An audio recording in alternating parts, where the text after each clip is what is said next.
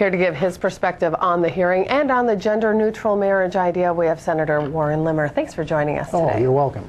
So let's begin with the Senate Judiciary Committee and the hearing of 3 separate bills that all deal in some way with recognizing gender-neutral marriage. You historically have not been in favor of this, but was there anything in these bills that you did support, that you did like? Well, I think the real question is, first, my perspective on the background of these issues. A few short years ago, we had a lot of discussion about bringing the definition of marriage to the people of Minnesota in the form of a referendum.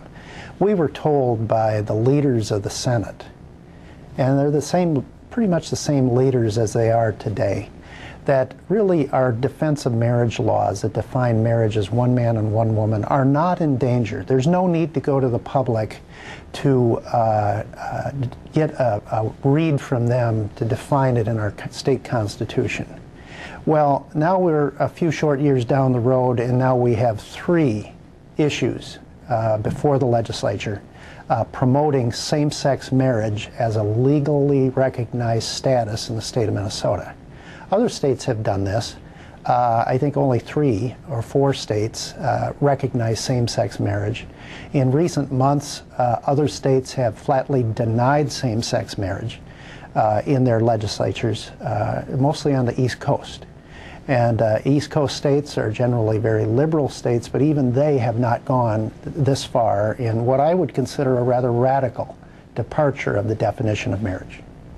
Okay. In fact, you had brought up my next question. It was almost a year ago to date, March 18th of 2009, that you were quoted in the Minneapolis Star-Tribune as you were talking about the constitutional amendment idea and why you thought the amendment was necessary. And you said, not only is this an assault on the traditional definition of marriage, this is an assault on all religious beliefs in the state of Minnesota. Given that mindset, is a constitutional amendment something that you might approach again this year? It's certainly in the quiver of arrows that we could employ when we're talking about this discussion. As you might know, there was no vote taken. It was an informational hearing on those 3 bills. But as we ended the meeting, it was kind of curious that the chairman of the committee said that we would be holding these bills. We wouldn't be asking for a vote tonight.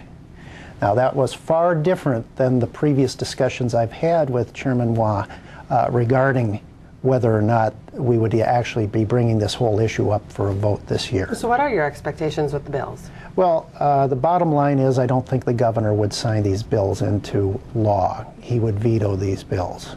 I haven't had discussion with him, but I'm basing it on his past views of this issue. Secondly, I don't know if the Minnesota public is ready for same-sex marriage. There's a lot of interest in defining marriage as strictly between one man and one woman across the state.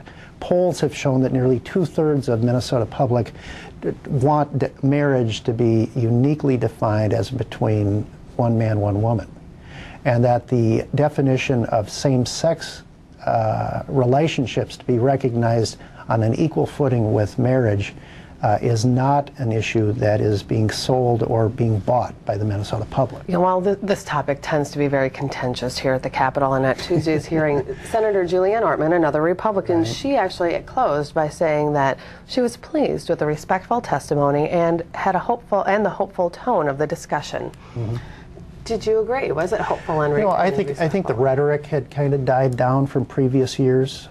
Keep in mind, we weren't asking for a vote, so the tension in the room was not the same as if you were going to draw to a final conclusion and then recommend to the Senate that we vote for or recommend to pass this bill.